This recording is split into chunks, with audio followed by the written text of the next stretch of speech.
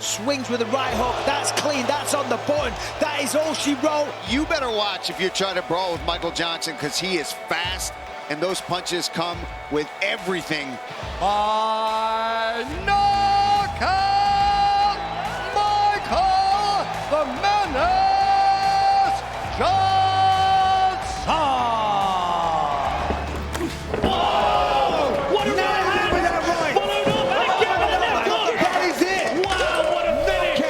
Jimmy Crute. Wow, what a finish! Ladies and gentlemen, the end comes officially. 2 minutes, 1 second. Round number one. We have your winner by KO, Jimmy Crute.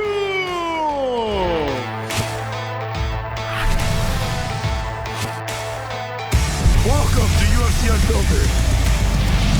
Please tell me that's on video. I've never been happier. I'm made for a fucking podcast. We're dangerous! Listen to me, we're at it!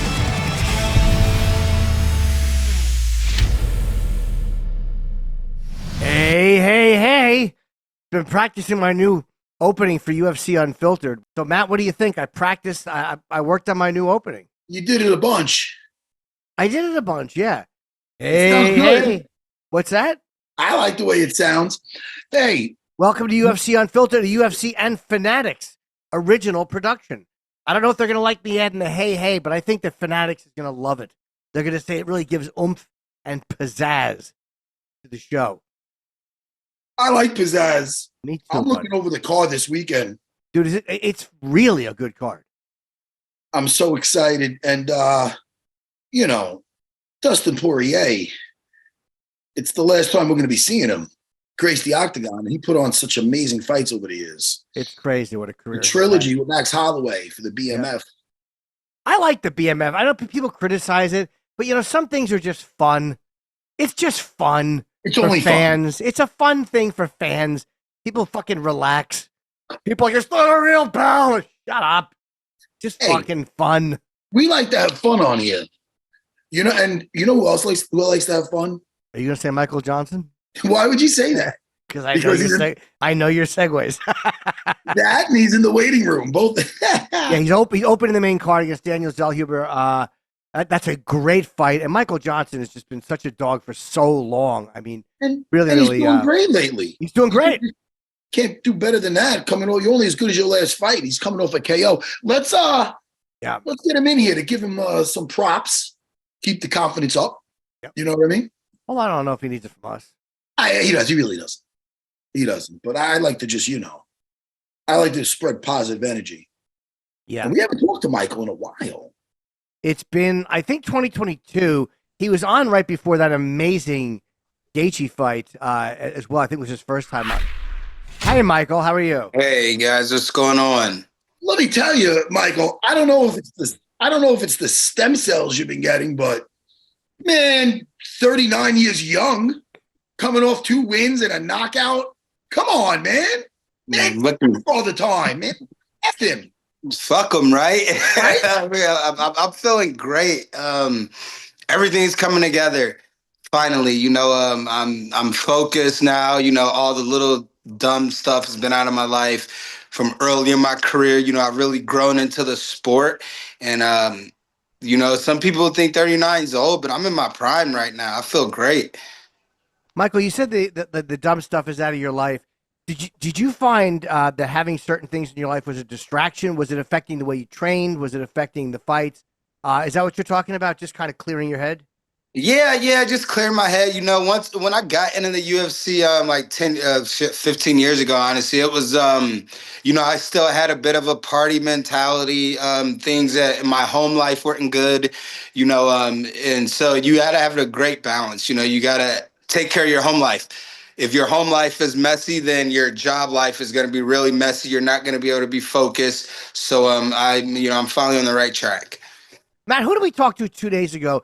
We were talking about the difference between you guys and other jobs is if you have any distractions, you can't afford even a moment. Most people in their job can have a distraction and it won't affect them. They're at the office. But in a cage, if you have a momentary distraction, that's the end of the fight. Yeah, we get a little bit distracted and we're waking up in the back like, what happened? Yeah, so I definitely like to stay away from those and just stay focused on improving, progressing at this age, and constantly getting better. Tell me about this. I just came back from Colombia like a month ago. I got some stem cells because unlike you, I'm old as shit. But Looking hey, good. man, I got the IV, I got the shots. And where did you go for the stem cells? Where did you go and what did you get done? And do you feel anything? Yeah. So the last place I went to was Rejuice Them. They're down in Cancun. We've built a great relationship with them. They sponsor the gym now. So we're just trying to blast them and get them out a lot more. But, man, I got the whole nine, man. My shoulders, my knees, my neck, the IVs. We did like a methylene blue IV that just really resets everything. And I'm telling you, man, like I had things that were torn that I was still fighting with. Like my shoulder was still torn. I was continuing to fight with that. Like my neck was still not fully healed from having that herniated disc. So I got an artificial disc in my neck, but it seems like the stem cells have cleared everything up. My neck's not as tight anymore, and I can actually get through a full week of training without having to limit myself from like little small injuries. Can I ask you too, when you get the stem cells, are they putting them like right into the injured spot, or like Matt said, an IV? Is it just kind of going through your whole body? Yeah, so we were doing direct shots right to where, or the injured spot was. So I did both shots in my knees, 4 shots in my neck, and, some in the back of shoulders. And then the IVs just go through the whole body and get what, we're not touching. So it's a relief, man. I'm glad the company was around, and I'm happy with the results. That's great. I've been debating getting them. I have a bad knee, certainly not from fighting, but my doctor said stem cells might help. How bad are how painful are the shots? I'm going to ask like a real pussy question. How painful are the shots? You might be limping for a little bit, but yeah, they don't feel good. I'll tell you that, because they can't numb you up, so they have to go right in to the shots. So, but it's definitely worth it. And, let me know. I'll hook you up with the guys that reduce them. Thank you, sir. Thank you. Are you still doing VR, Michael Johnson? Yes, look at this. Here's my little VR machine right here. My NeuroLab guys. Well, listen, I don't know if you're into shooters. Have you ever messed with Population 1 or Contractors Showdown? No, I haven't heard of those two, but on this one, the NeuroLab company, I met, these are military guys, and this is for treating a lot of the soldiers with PTSD and the guys that have a lot of brain injuries, and they don't want to do things to like take forever to heal them, like get on all the medicines or the treatments or things like that. So NeuroLabs have been working on this for about 10 years or so, and they've created a game and a system to where it heals your brain. Everything works in your peripheral, and we take a lot of hits to the head, so I definitely feel a lot clearer and clarity. Well, this is interesting. I'm sitting here talking about first-person shooters, and you're using it to benefit your health. Boy, am I a moron. I'm sitting there like, hey, man, you build your walls? But you're so you're telling me that you're not. What kind of, is it a fun game? What are you doing? Yeah, it's kind of fun. So how the NeuroLabs game is, like, I'm literally in the back of a Humvee and I'm driving through like an Air Force base, and there's just targets out that I have to shoot at and aim, and I have to reload and I have to re-rack the gun, and then they give you a color scheme where you have to hit all the colors and you got to do it in a certain time. And then at the end of the round, it gives you your accuracy and how many targets you hit. And I just go and try to improve that. And it's definitely healing. I feel a lot clearer. My sleep is better. And, it definitely helps. What's the name of this? Can I get this on Steam or something? Yeah, we could get you. I could set you up. It's the name of the company is NeuroLab.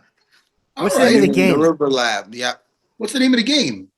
That's their system. That's what they call it. Yeah. So I'll definitely send you everything, and so you can take a look at it.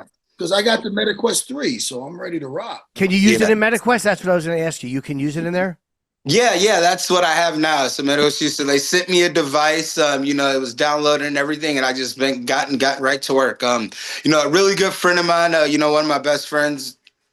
He has like a big military appreciation weekend every year. So I meet all these guys that are high up in the military that have done great things. And, I met these guys that have been building this program for a while, and it seems to fit. And when did you become so, like, you're very conscious apparently of your mental well-being and like stem cells? Were you always like that, or was that something that as time went on, you like, I really got to get more serious with this? No, I was never like that until we get older, right? We never look at the things that'll benefit us and get us better until we can really say, all right, well, I need them. Let's start revamping things and working on other things that we haven't been working on. Like 15 years, I've just been working on my body nonstop, forgetting about the mental, forgetting about healing my brain, and keeping that from taking less damage. So now my older ages, it's starting to clean things up, because I still plan on fighting for the next 8 years or so. Do you plan on what's after that? Listen, I hope you do another decade. Do you plan? Do you have something set up for after, or do you have any ideas what you want to do? There's a few things I have in the works. I still do real estate down in South Florida. So I work for Douglas Elliman, and I'm trying to get a CBD recovery drink line off the ground and up and running. Well, you're in a great place. I mean, you've won 3 out of 4 fights. So you have to feel good too, being the opening fight on the main card, because that means that they understand this is going to be a great fight. Like UFC knows where to put fights to make the card better, and being the opening fight is a big position on the card. Yeah, absolutely. I feel great. And this is all part of my second plan. The first plan was obviously, not to be fighting out of the trenches and having to come back and make another name for myself, So, but it's great. The UFC sees what I'm capable of now, and that I've cleared some things up and I've gotten better. So I'm going to go out here and disappoint them with beating this young kid they got hyped up.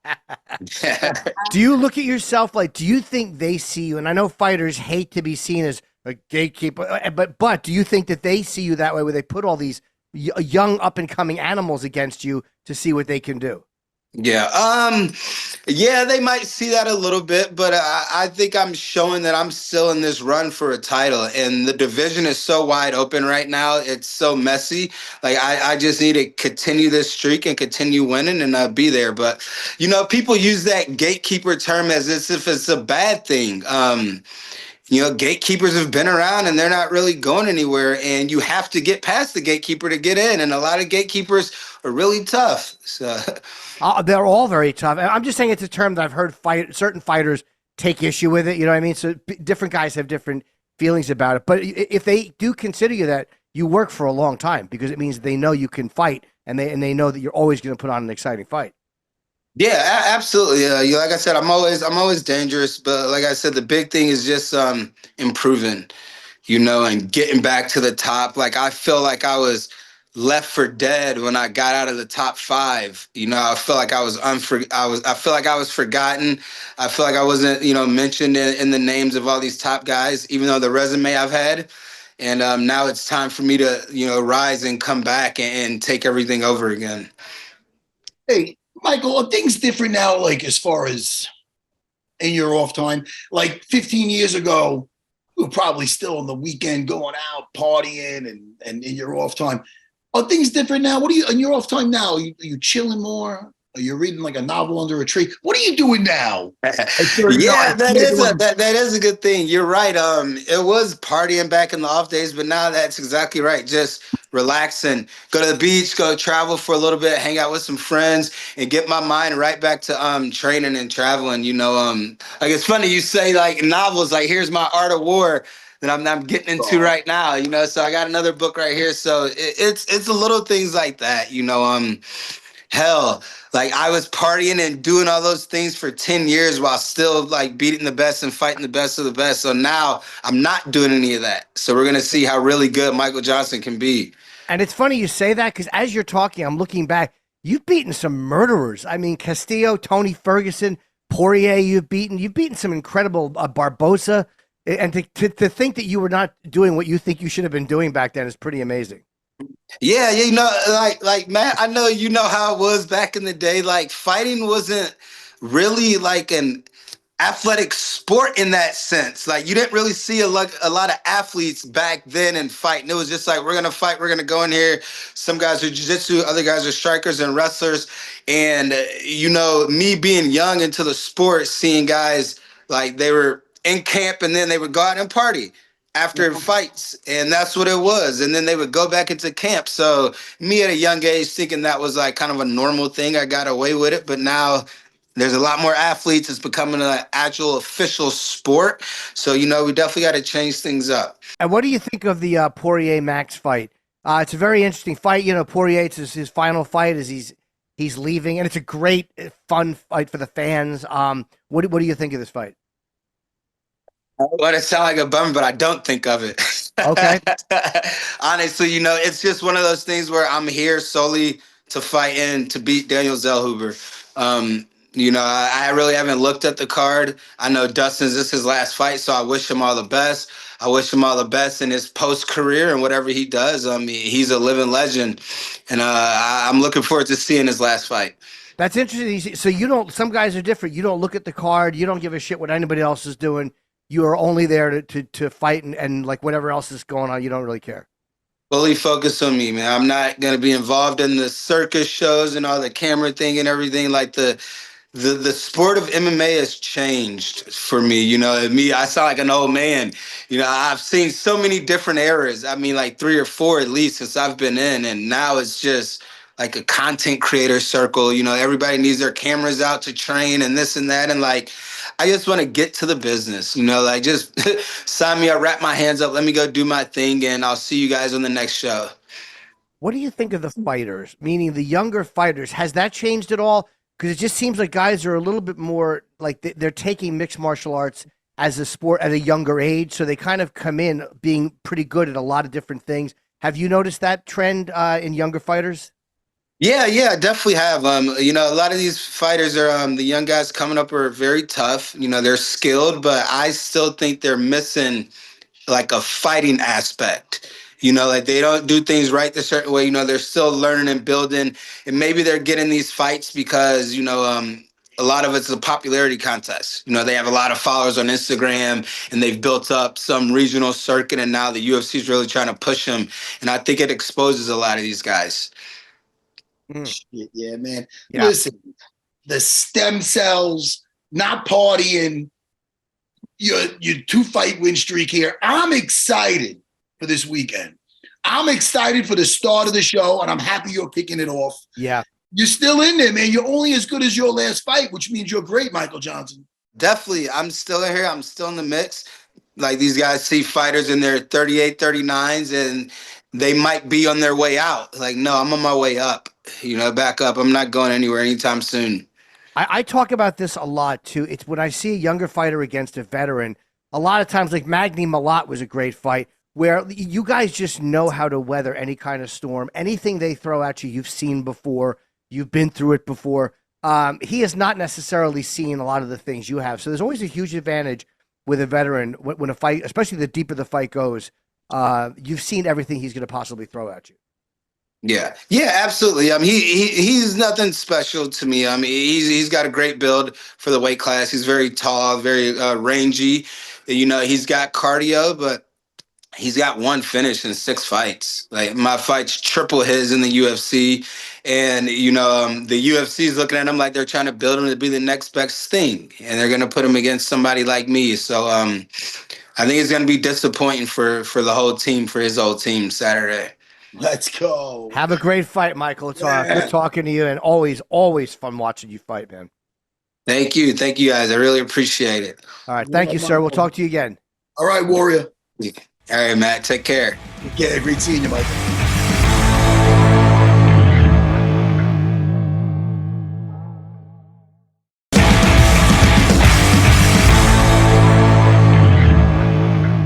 Yeah, the stem cells interesting, man. Everyone has been saying that that they help a lot, that there very effective. Are you feeling the difference yet or not yet? I'm my shoulder's feeling a lot better, but I'm feeling like a little loose. I'm always having issues with my stomach, but to be honest though, I don't do the right stem cells for that or no? I did the IV for that, and there's stuff you should be staying away from. I'm still having my caffeine. They wanted me to stay away. Right. I'm kind of a bad boy. Yeah, you eat the stuff that's fun to eat. But if I was from Krypton, like Superman gets hurt, they power him up with the sun. Did you see the new Superman by James Gunn? No, but I have heard. At first, I heard the reviews were bad, but then everyone has been saying it's really pretty good and it's making a lot of money. You know how you love Guardians of the Galaxy? Do you ever watch it? Multiple times. Well, it's fun. The whole trilogy. And it's done by James Gunn. Yeah. So he has a fun way of doing a movie, man, because it could be serious at times, but usually it's not to the point of campy, but just fun. Maybe a little but comic booky. So it's really out there, but it's kind of more towards the comic book, and it's more of a lighthearted type feel compared to Zack Snyder, Man of Steel, which is kind of dark and brooding. Right. Which do you prefer? Huh? Which do you prefer? Which kind of attitude? I enjoyed the Man of Steel for what it was. I like different versions of kind of the same story or character. I don't mind that. Different takes on it.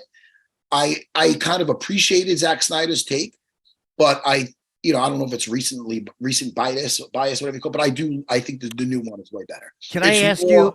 It's more like really straight out of a comic book. Is it though? Do they show the origin again? No, they don't. Awesome. They started good. Like they started like a scroll in a comic book. Like 3 decades ago, we were visited by metahumans, and then 30 hours ago, this happened. 3 days ago, this happened. And it goes, boom, then you go right into it. Okay, great. So it's like, well, all right, so we're right into it, like opening up a comic book, and you catch up as it goes. So that's great. That's better. Yeah, listen, we all know he came from Krypton. Dude, if I have to watch that dickhead be bitten by a spider again for spider, I don't care. Yeah, Batman, the parents got shot. We get it. But, there's a big twist with this one. I don't know if I should be spoiled. Should I be probably spoiled? not. No, it's a twist. Give people time to see it. All right. Well, I'll talk about the why he was sent from Krypton in a future episode. But it's different than what you think from the original. Okay. You know what I mean? But I don't mind some liberties if it doesn't change the character. You know? Jimmy, I take my comic book stuff very seriously. I know you do. I know you love it. Geeking out with Matt Serra channel on YouTube. I listen. I could torture you with that, but people actually like listening to that. I know they do. They're big comic book fans. I wish I was, but they're better now than they used to be because the graphics are so good. And I did want to ask you, Matt, before I forget. As I looked over the card before we were starting, the co-main event, Roman Kopylov against Paulo Costa, is a great fucking main event. And Costa was, I apologize, co-main event, yeah. Costa was 13-0 at one point, and he has lost 4 out of his last 5. He's gone 1-4 in his last 5 fights. And I don't know exactly what that's about, but did being 13-0 kind of go into him feeling a certain way, and then he got knocked out by or the TKO against Adesanya, decision of Vettori, who's fighting on the prelims this time, beats Rockhold and loses decisions to Strickland and Whitaker. So you wonder what is his mental state going into this. Paulo Costa's always dangerous though. Yeah, and only the best guys beat him. Yeah. Adesanya and Sean Strickland was in his face the whole time. That's right. Yeah. Yeah. Anyway, what was Roman's last one you said? Last few? Roman's last fight was against he beat Chris Curtis, TKO with the head kick.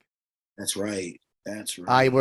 Curtis was really out of sorts after that shot. What was the fight before that? Do you see it? Yes, Cesar Almeida. It was a split decision win. But then he had lost. He got subbed by Anthony Hernandez before that. And before that, he was on a 4-fight win streak.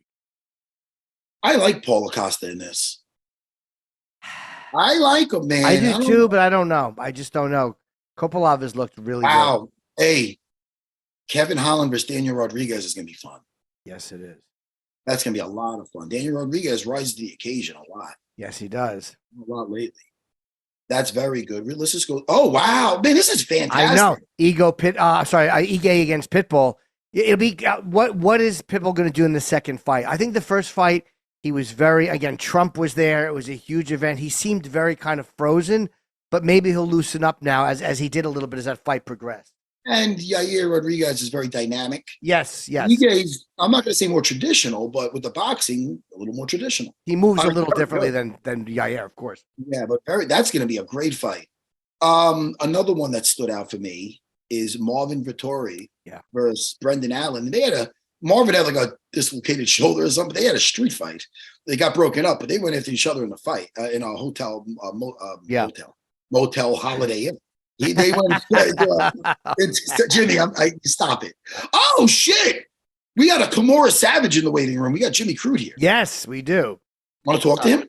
You bet I do. Jimmy, we have so much fun.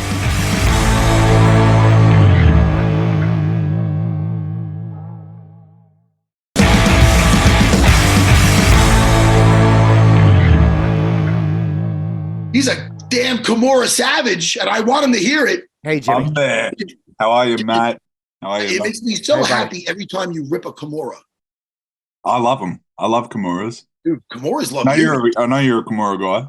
And it took me later to really appreciate the Kimura. The game goes through stages. I don't know, the control aspect, the defense with the single leg, the side control, I'm a big fan of Kimura. But man, you snatch them great. Jimmy, let's catch up, dude. What a weird run you've been having. I mean, one draw is not common, but to get 2 in your last 3 fights is downright odd to me. Yeah, I don't know what's going on there. I'm gonna just start putting people away, I think. And your last fight was great. You know, your performance was great. Thank you, man. Listen, you're fighting studs too. You're fighting the best in the world. But where are we now, and how do we just? No, I'm not even saying right the ship. The ship's a little like, we're going, then we're shaking. Where are we right now? Mentally, physically, talk to me. Oh man, I think the ship is correcting itself.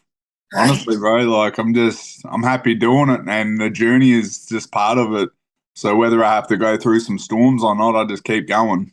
When you're having a rough streak, do you, because you know you're a better fighter than that, like you are. So does it help? Do you keep that in mind, or how do you focus on that part of it and go like, I know I'm better than what's been happening? It's just guys go through it sometimes. Oh man, it's just the waters you go through in this career. Like you have your ups and downs, and I think that's what's so great about the sport. It can't be all sunshine and rainbows, as they say. And why did you start training so young? You're amazing.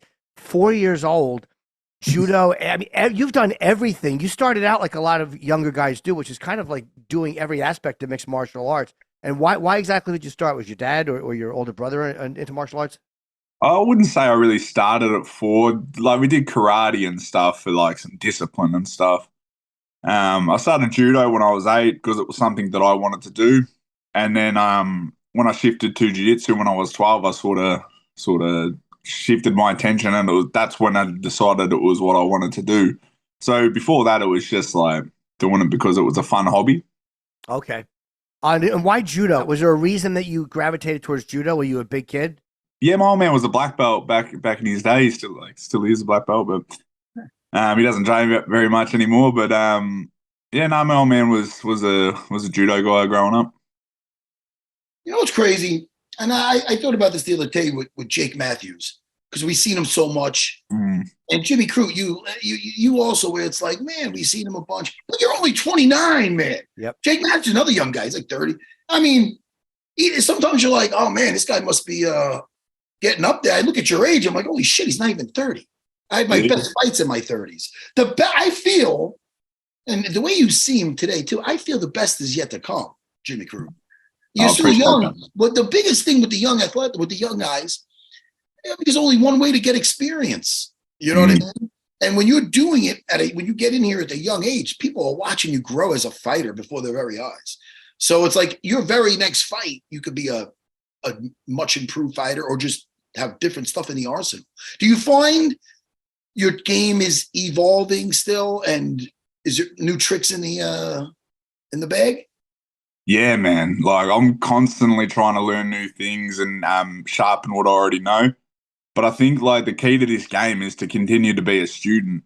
And it's a mistake I've made in the past where my ego sort of got the better of me, and I started thinking that I knew it all.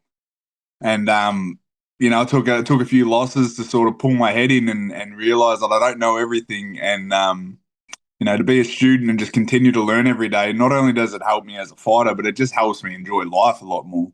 And what is the time difference from where you live to what you are now? It's pretty big, right? I think back home it's tomorrow. I don't know. It's like, at night tomorrow. You just lose track of it. How long does it take you to adjust to like a massive switch like that? We come out a couple of days early for that reason, because I didn't want to get here and be adjusting the jet lag while doing media. So we come out 2 days early, and by the third day I was sort of back in the routine. Oh, okay. Are you good at sleep? Are you a good sleeper? I'm a shit sleeper. It's 15 hours ahead, my producer says. 4:30 in the morning right now in Victoria. So are you good at just kind of turning it around and getting to sleep when you need to? Yeah, I've got a little system that I like to use. I push through on the flight, don't sleep, and then if I get here in the evening, I go straight to sleep. But if I get here in the day, I keep pushing through until the night. Seems to work for me. Okay, good. A lot of times before we even take off, I'm fighting it. You sleep on the flights? I just, the second we start taking off, it's like a lullaby. Oh. I hate when we just get up in the air and then I wake up. I like to sleep and just wake up when we get there. Yeah, man, that would be the dream. That would be the dream. I couldn't sleep on a plane if they put heroin in my food. I am wide awake the whole flight, staring out the window. I really am. I'm a miserable traveler. Listen, are you going to do anything in New Orleans? Are you going to go out? After the fight, do you stay for a couple days? I'm going home on Sunday. So the day after the fight, I'll try and get out and have some food and stuff. But I just want to get home and help my teammates. I've got a lot of boys in the gym with fights coming up, so I'll get back in the trenches with them, and then hopefully I'll get back in there at September. Shit, yeah, okay. Hey, what's the personal life like now? Are you 29 years old? You married, single? You're out? I'm seeing a lady at the moment. I'm just enjoying life, man. For me, it's about building a balance between training and real life. And I lost that balance a lot, like really, really badly in my career. But it just become about the fights. And yeah, I forgot to keep living life. So it's sort of balanced back out now. And I'm still constantly working on it. Do you find that it hurt? Like if you focus too much on fighting, like obsessively, it's almost like it's too immersive and you don't have any way to get away from it for a little while and kind of clear your head out. Can't appreciate it. You can't actually enjoy what you're doing. It becomes a job, and it should be. It's a lifestyle. It's not a job for me. If you didn't do this, what do you think you'd be doing? Or what did you want to do before you realized, like, wow, I can do this for a living? Depends what point in my life that you would ask me that question. I think if I put my mind to anything, I'd be successful, but I don't really want to do anything else. So, thank God that I can fight. Ah, shit, yeah. You feel like you're winning just living this life, don't you? You're traveling with your buddies. On Saturday, you get to go toe-to-toe with another guy. It's exciting, isn't it? Dude, what a life we get to live. Living your best life. Do you ever think, now look, you got another decade easy. You ever think about what's going to be like ever after? Do you have your plans for after, when you're way in the future, when you're done fighting? Yeah, I want to live a simple life. I don't want to keep in the spotlight too much. I just want to sort of, maybe I'll train a few people, but my own sort of life, I'd like to step out of the spotlight and just. That's so kind of refreshing to hear, because a lot of other guys, they get addicted to the spotlight and when there's no attention on them. But you're saying the opposite. Now, why? Now, what is that? Tell me about that. I don't know, man. I think I'm a pretty simple guy. I've been caught up in the glitz and the glamour, and it's not a good path for me personally. Like I'd rather stay true to myself than fuck around and end up far away from myself, you know? I understand. I get that, man. I hear you. Like, there's a lot of times, and I told this to Jimmy before, like, I don't want to, like, Joe Rogan, I'm sure, listen, I think a lot of times he's got to bring SEAL Team 6 with him when he's going places now. Like, I like about as popular as I am now. I look cool in front of my kids. I take a picture here and there. And if it got to the next level, I think I'd want to be because I'm a simple man too. And it's funny because now I got into my other podcast. I wanted to blow up but I don't want it to change anything. You know what I mean? I hear you. I hear you, man. It's almost like you want to live that life and have everything with it. It's fun, but you don't want it to change the way you live. Yeah, that's a good way to put it, I think. This Jimmy's just a glory hound, little whore. This guy over here, Jimmy. Yeah, but it doesn't matter. I can't achieve it. I want it all, but I achieve none of it. That's the beauty of me, is I'll never have it. And what? Speaking of autographs, you know, we're with fanatics now. Jimmy, if you could get any autograph from anybody, any athlete, dead, alive, who would it be? Jesus Christ. Nice. That is very nice. I mean, that's a real autograph. Hey, MVP. I don't know. He's fucking, it's Jesus. Wow. I was going to say Matt Serra. For me, it would have been Matt Serra, but I mean, I'll definitely get a Matt Serra autograph. No, listen, the J-Man. That threw me for a loop because we got different ones, and I didn't expect Jesus. Yeah, we've only heard athletes so far. Are you very religious? Does that kind of help keep you centered and focused? I don't know about the word religious. I just love Jesus Christ and follow, and I would consider myself a Christian.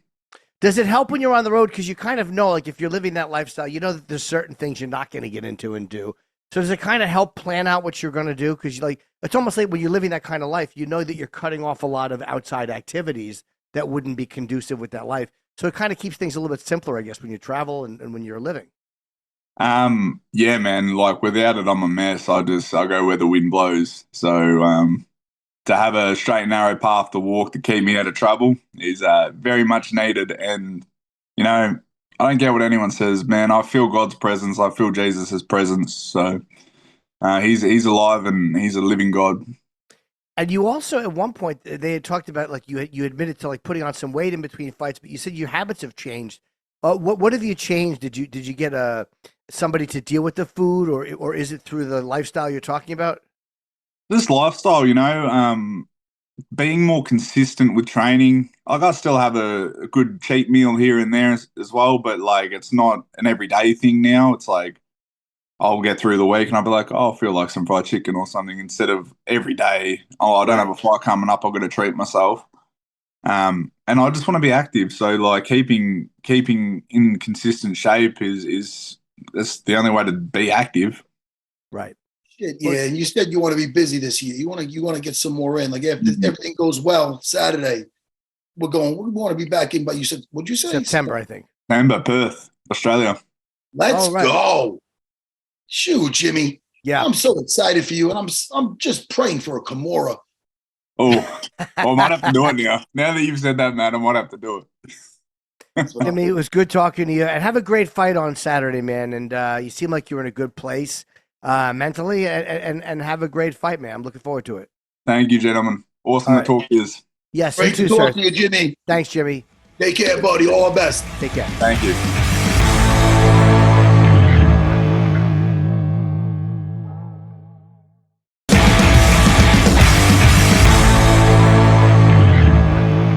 Hey, man, it's going to be a great card, dude. It really is. I mean, Jimmy's on the early prelims.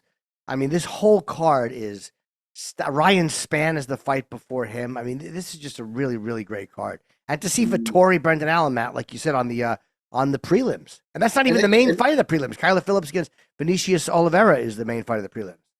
It's funny. When we had Marvin Vettori on, he's like, yeah, he got into him a little bit with him in the. He's like, maybe I shouldn't have, though, because I had my arm like a sling or something. I think he was fighting him with one arm. He couldn't really. But now that's going to be interesting because they're both very aggressive. Yeah. I mean, you know what I mean? Brendan Allen doesn't take too many back steps either. No, he does not. You know, they're both very well rounded. That's going to be. I think that listen. That's going to be. I'm going to put that as fight as a night contender right there. They're both coming off 2 losses too, Matt. Brendan and Marvin are both coming off 2 decision losses. What's crazy about that is they're both just so high caliber. I think that's got the makings, especially with the bad blood, to be a fantastic fight. I'm going to take Brendan Allen decision in that fight. Wow. For no reason other than I always pick guys that I really like, and it never seems to serve them. I'm going to make some different picks. Okay. I think Paul Acosta by decision. I'm taking. I'm looking at He needs it.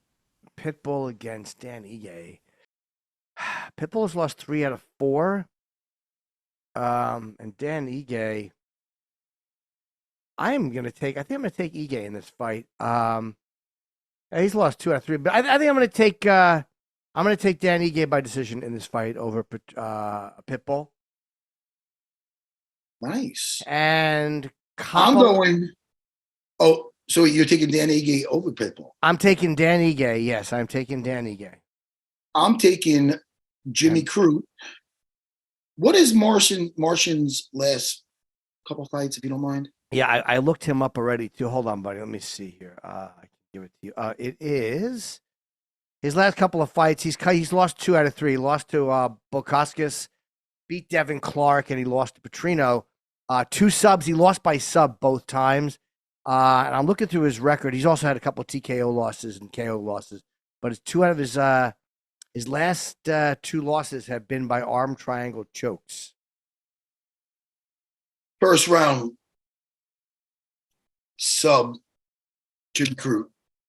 I'm going to say Kimura because it's more wishful thinking. Okay. And I know if that arm's out, he'll take it. You know, my second guess would be the head arm choke, but let's say Kimura. Come on, Jimmy Crute. I got to do one more fight. I did 2. Yes, you did, sir. I'm going to say I think I might have to go with I don't like going against the guy who's been on the show because I really like Michael Johnson. Zellhuber, though, has looked really good lately. I'm going to take Zellhuber by submission. Second round sub. I got my third fight coming. Okay. It's coming around the bend. Max Holloway, Dustin Poirier. Yep. Man, I love Max Holloway, though. Yep, me too. And Poirier won the first 2, I think. He won the first 2, and I don't think he's gotten worse. I think he's gotten better. But Max Holloway is just phenomenal, you know? And I don't want to wish him harm, but I will say this. Dustin Poirier will go out on a decision win. Okay. That's where I'm going with this. Look, I mean, and Matt, look, maybe you're a Poirier fan, maybe you're a Holloway fan. I mean, or maybe, Matt, you're just a fan looking forward to 2 legends putting their rivalry to an end in Saturday's trilogy. Either way, man, I mean, you got to head over to UFCstore.com and check out some of the 318 merch that's available, including the official Venom fight shorts of both Max and Dustin. And there really is something for everyone, Matt. So BMF shirts, official fight shirts. Make sure you don't miss out. UFCstore.com. I'm on Gutfeld tonight, so I'm not doing the Fat Black Pussycat. The 31st of this month, I'm going to be in Pittsburgh. And then the 1st and 2nd of August, I will be in Baltimore, Maryland. And check out Jim Norton Can't Save You and my special Unconceivable on my YouTube page at Jim Norton Comedy. I'm going to give these guys a plug. Hershey and Keegs and the Keegs. They're comedians. One of them knows you. They're nice guys. Okay. One of them used to go to Anthony's parties. But me and Longo are going to do their podcast, Hershey and the Keegs. That's at Governor's Comedy Club. But it's going to be they have like a podcast thing there. So me and Longo, I got to remind Longo. We're going to do that next Tuesday. Yeah. But other than that, geeking out with Matt Serra, the Matt Serra channel. I just had the great Frank Grillo on. He's in the new Superman. He's in the upcoming Peacemaker, Tulsa King 2, and the upcoming Tulsa King 3. He's a great guy. I love that guy. I really appreciate him coming on. And then I had Marab in studio. That'll be coming out. We got movie watch-alongs. We got movie reactions. We got VR. It's fun. Jimmy, I'm having fun. And Matt, the fights are on my birthday this Saturday, July the 19th. Early prelim starts 6 o'clock on Disney Plus, ESPN Plus, ESPN2, and the prelims 8 o'clock on ESPN, ESPN Plus, and Disney Plus, and of course the main card ESPN Plus and pay-per-view. Poirier versus Max Holloway 3 for the BMF title. Costa Kopolov as a fucking amazing co-main event. What a great night of fights, man. I'm really looking forward to this one. Me too, my longtime partner. Yes. Yep. Over 900 episodes. Over 900 is crazy. We're going strong. Jimmy, I will talk to you over the weekend. I can't wait for the fights, man. And me neither, buddy. Dustin Yes. Poirier's last fight. It's fucking exciting. Yep. I'll talk to you this weekend. I only dropped one F today. Ain't that great? Fuck yeah. I'm maturing. I'm cleaning up my act. Yeah. My vocabulary. I don't know. We'll see. I'll see you, Jimmy. Have a great weekend.